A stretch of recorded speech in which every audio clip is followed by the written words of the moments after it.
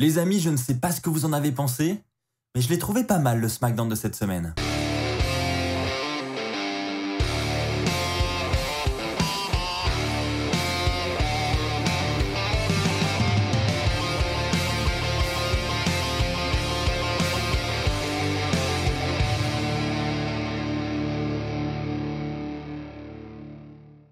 Bonjour à toutes et à tous, on se retrouve pour la review du SmackDown de cette semaine. Je vais évidemment vous donner tous les résultats et également vous partager mon avis sur chacun des segments. On a eu un SmackDown assez intéressant, je trouve, cette semaine avec pas mal d'actions.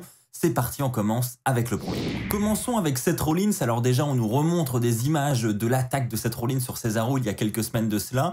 Et puis ensuite, on retrouve Cesaro en interview. Et durant cette interview, on va lui poser des questions à propos de Cesaro. On va lui dire, voilà, tu sais, Cesaro, c'est quelqu'un qui n'abandonne pas facilement. Lorsqu'il reviendra du côté de SmackDown, il reviendra forcément en force. Donc, on lui pose la question, on lui dit, quels sont tes plans pour le retour de Cesaro à SmackDown? Et Rollins va lui dire à l'intervieweuse, écoute, je sais très bien où tu veux aller, je t'accorde certainement pas d'importance et j'accorde pas non plus d'importance à l'univers de la WWE. Je sais où tu veux emmener cette interview et je ne te répondrai pas. Et on a ensuite Seth Rollins qui va retirer son micro et qui va le jeter par terre. Donc le message est clair, hein, Rollins nous accorde pas d'importance et franchement, le retour de Cesaro, ça l'inquiète absolument pas. J'aime bien la tournure que prend cette rivalité, c'est une rivalité assez intéressante. On n'a toujours pas le retour de Cesaro cette semaine, mais ça ne saurait tarder, je pense. Je vois vraiment bien le match entre Cesaro et Rollins à Hell in a Cell. Pourquoi pas dans la structure d'acier? Parce que pour l'instant, on n'a pas de match Hell in a Cell d'annoncer. Donc à voir si ça va se confirmer. En attendant, encore une fois, même si c'est pas passé grand-chose cette semaine, on nous tease une future bonne rivalité. Une rivalité qui a déjà commencé d'ailleurs et qui m'a jusqu'ici diverti. Les amis, parlons maintenant de la rivalité entre Bianca Belair et Bayley. Vous le savez, je défends pas mal Bayley ces dernières semaines parce que je trouve qu'elle se révèle vraiment beaucoup en ce moment. Là, cette semaine, j'ai trouvé le segment un petit peu moins divertissant que d'habitude. Et voilà, il s'est pas passé grand-chose. Donc déjà, on nous tease au début de SmackDown que Bianca Belair va lancer un challenge à Bayley plus tard dans la soirée. Donc du coup, il n'y a même plus de suspense pour le segment. On sait ce qui va se passer. Et effectivement, on a Bianca Belair qui arrive, qui prend un micro et qui va défier Bayley pour un match à Hell in a Cell, donc sans surprise. Et ensuite, on a Bayley qui va apparaître sur l'écran géant. Et à ce moment-là, Bayley va se mettre à rigoler. Elle va dire que voilà, elle aussi, elle accorde pas d'importance à Bianca Belair. Elle est même pas dans l'arène ce soir. Mais en tout cas, elle accepte le challenge. Et une fois qu'elle aura battu Bianca Belair à Hell in a Cell, elle pourra se moquer d'elle. Et on a donc Bayley ensuite qui se met à exploser de rire avec son rire vraiment démoniaque. Et ensuite, son visage avec son rire va se mettre à apparaître sur tous les écrans du Thunderdome. On a donc Bianca Belair après qui apparaît vraiment très perturbée suite à cela. Donc voilà, c'était un segment sans plus, j'ai trouvé cette semaine entre les deux. Le match est officiel. J'ai envie de dire un petit peu Dieu merci, on n'a pas de stipulation Hell in a Cell pour ce match parce que s'il y a bien quelque chose que je n'aime pas, c'est quand on met des matchs Hell in a Cell pour en mettre, quand il n'y a pas de raison. Et c'est vrai que j'avais du mal à me projeter dans un Hell in a Cell match entre Bianca Belair et Bayley. Et voilà, quand j'ai vu l'annonce du challenge de Bianca Belair, j'avais peur qu'elle la challenge justement dans un match Hell in a Cell.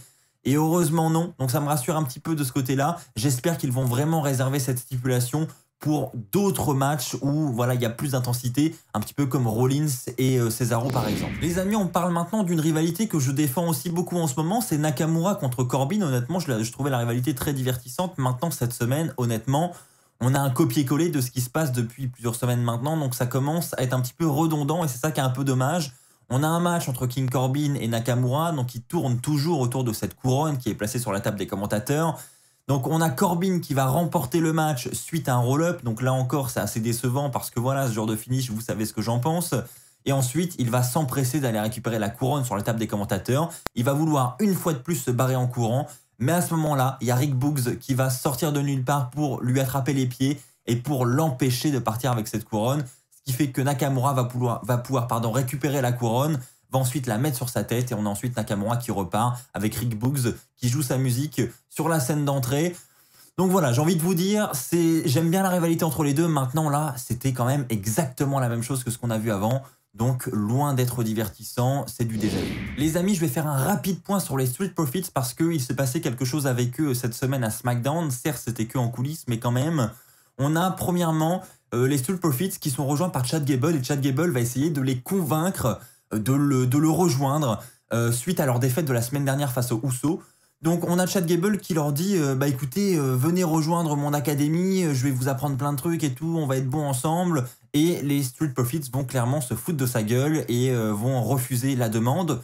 Plus tard dans la soirée, on a Otis qui va ensuite faire les 100 pas devant les Street Profits pour leur demander des excuses. Ils n'acceptent pas ce qu'ils ont dit à Chad Gable plus tôt dans la soirée. Et les Street Profits vont refuser de s'excuser. Et on a donc ensuite Otis qui va attaquer Montez Ford et Angel Dawkins. Et plus tard dans la soirée, on retrouvera les Street Profits suite à cette attaque. Et ils ont clairement l'intention de mettre leurs mains sur Chad Gable et Otis pour se venger. Et ils ont des mots même encore plus forts que ça, puisqu'ils vont dire qu'ils vont mettre Otis à la décharge et Chad Gable avec. Alors je trouve que c'est pas mal, parce qu'au moins on construit de nouvelles équipes, on a vraiment une division par équipe du côté de SmackDown qui est assez dynamique, et honnêtement je trouve ça plutôt cool, c'est vraiment bien ce qu'ils font avec la division par équipe, donc moi je trouve que c'était un bon point, c'est pour ça que je voulais en parler aussi.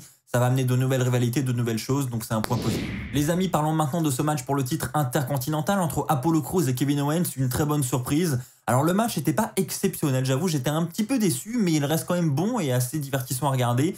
Mais surtout, moi ce que je retiens, c'est enfin un finish clean pour Apollo Crews. Victoire par tombée sur Owens, le compte de 3, suite à ce move sur le bord du ring à l'extérieur. Franchement, c'est une belle victoire. Encore une fois, Apollo Crews, là, il regagne en crédibilité suite à toutes ces interventions du commandant Aziz. Voilà, c'était vraiment gâché son talent. Là, honnêtement, il a une belle victoire sur Kevin Owens. C'est pas une victoire anodine. Donc franchement, j'étais très content pour lui. Maintenant, je ne sais pas dans quelle direction on va aller du côté du titre intercontinental. On a, après le match, après la victoire d'Apollo Crews, Sami Zayn qui va se ramener en courant sur le ring pour attaquer Kevin Owens. Alouva kick sur Kevin Owens.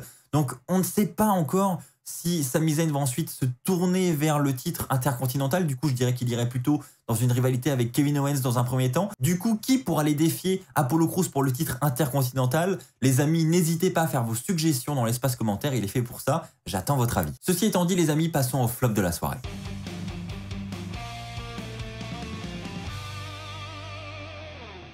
Pour le flop de la soirée, je vais parler du match entre Carmella et Liv Morgan parce que j'avoue, j'étais un peu déçu. Je me suis dit, voilà, suite au licenciement de Ruby Riott, Liv Morgan fait son retour en solo, elle a sa musique solo, elle fait son entrée en solo. Et voilà, c'est quelqu'un que j'aime bien, Liv Morgan. Donc je me suis dit, voilà, peut-être que finalement, ils vont en profiter pour la mettre un petit peu plus vers les sommets qu'avant. Et peut-être qu'elle va enchaîner avec une victoire, deux victoires, et qu'elle va pouvoir potentiellement prétendre au titre féminin de SmackDown dans les prochaines semaines, dans les prochains mois.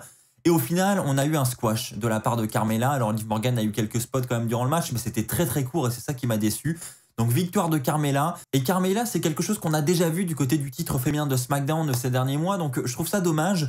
Effectivement, j'aurais préféré qu'ils essayent une Liv Morgan vers le titre féminin de SmackDown. Je me suis dit, voilà, il y avait vraiment l'occasion d'avoir un programme nouveau, de tenter de nouvelles choses. Donc de ce côté-là, ouais, c'est vrai que j'étais un peu déçu et j'aurais préféré une victoire de Liv Morgan. Les amis, passons maintenant au top de la soirée.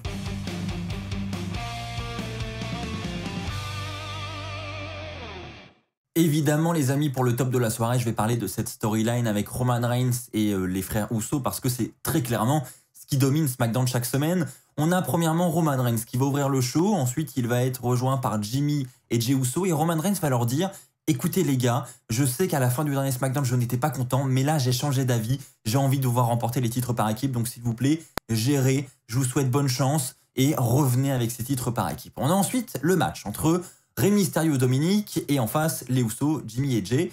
Donc le match a lieu, honnêtement très bon match, on a encore des spots vraiment super sympas, ce saut à l'extérieur de Rey Mysterio qui est ensuite contré par Jey Uso je crois sur la table des commentateurs. Voilà, c'était encore une fois un spot sympa et à la fin du match, on a une fin controversée. Alors ça se termine avec un roll-up, certes, mais c'est un roll-up qui là me dérange pas parce qu'il y a une storyline derrière, il aboutit à quelque chose. Effectivement, il y a une erreur d'arbitrage derrière ce roll-up, c'est-à-dire que on a l'arbitre qui va faire le compte de 3 sur Jimmy, mais le Jimmy, de l'autre côté, a levé son épaule, mais l'arbitre ne l'a pas vu. Et donc, on a une victoire de Rey Mysterio et Dominic, mais qui est très controversée parce que vraiment, les Usos, là, n'auraient pas dû perdre sur ce tombé et il y a une faute d'arbitrage. Donc, plus tard dans la soirée, on a Roman Reigns qui va être très vénère en coulisses, on va le voir d'ailleurs, il va dire à Paul Heyman de les ramener tout de suite dans sa loge, et on a ensuite Jimmy et Jey qui arrivent. Roman Reigns leur dit que c'est inadmissible, c'est l'image de la famille, il faut qu'ils aillent négocier auprès d'Adam Pearce, Sonya Deville, un match retour ce soir, et ils n'ont pas d'autre choix, il faut qu'ils remportent ces titres ce soir. On a donc effectivement Jey et Jimmy qui vont aller en coulisses voir Sonya Deville et Adam Pearce, ils vont être très vénères, ils vont demander le match, et ils vont l'obtenir, parce que effectivement Adam Pearce et Sonya Deville vont organiser le rematch dans le main event de la soirée pour les titres par équipe.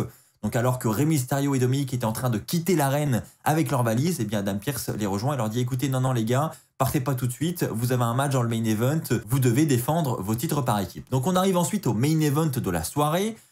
Match encore une fois divertissant, sympa à regarder, honnêtement c'était les deux affrontements, j'ai beaucoup aimé entre les deux équipes. Et à la fin du match, alors que Rey Mysterio prend l'avantage, il part pour son 619, il fait le tag à Dominic pour qu'il enchaîne avec son splash pour la victoire. À ce moment-là, Roman Reigns a senti que les Usos étaient clairement en danger et qu'ils n'allaient pas remporter ce match. Il a donc décidé d'intervenir dans le match et d'asséner un Superman Punch à Dominic Mysterio, ce qui coûte évidemment le match aux Usos, donc disqualification, victoire de Rey Mysterio et de Dominic par disqualification, donc ils conservent leur ceinture. Et là ensuite, Roman Reigns, il va être grave vénère. Il va s'acharner sur Rey Mysterio. Il va s'acharner sur Dominic avec les escaliers. Et ensuite, on va voir que les Usos, ils ne bronchent pas. Ils sont en mode, oula, je crois que là, on se l'est mis à dos. Et c'est clairement le cas parce que Roman Reigns, il est vénère dans le main event. Et j'ai beaucoup aimé la façon dont il vend tout ça. Honnêtement, Roman Reigns est excellent en ce moment. C'est clairement le visage de SmackDown en ce moment. Et donc ensuite, on a Jimmy qui va quitter le ring et qui va dire à Jey Uso « Écoute Jey, rejoins-moi, viens de mon côté », alors que Roman Reigns était sur le ring avec lui. Donc Jey, il se retrouve dans une position où il doit choisir entre Reigns et Jimmy Uso encore une fois. Et donc là, il ne sait pas quoi faire. On a Roman Reigns qui va venir le voir, qui le regarde en mode « T'es vraiment en train d'hésiter entre lui et moi là ?» Vraiment, c'est ce que pense Roman Reigns au fond de lui. Et Roman Reigns, ça le vénère encore plus. Donc ensuite, il va se remettre à acharner des coups de poing, des coups d'avant-bras sur Dominic Mysterio qui était KO au centre du ring. Ça va se terminer même avec une grosse powerbomb de Roman Reigns. Bref, une fin de SmackDown très dynamique et honnêtement, j'ai beaucoup aimé ce qui s'est passé cette semaine parce que, encore une fois, beaucoup d'intrigues autour de cette storyline Roman Reigns et les Usos. Est-ce qu'on arrivera à ce match entre Jimmy et Roman Reigns à Hell in a Cell ? Je ne sais pas vous, mais moi je pense qu'on en prend la direction. Voilà les amis, c'est ainsi que s'achève cette review de SmackDown. J'espère qu'elle vous aura plu. Si c'est le cas, comme d'habitude, n'oubliez pas le pouce bleu. N'oubliez pas également de vous abonner pour ne pas manquer les futures vidéos de la chaîne. On se retrouve très très vite. D'ici là, portez-vous bien. Et n'oubliez pas, soyez toujours très très fiers d'être fan de catch. Allez, bye tout le monde.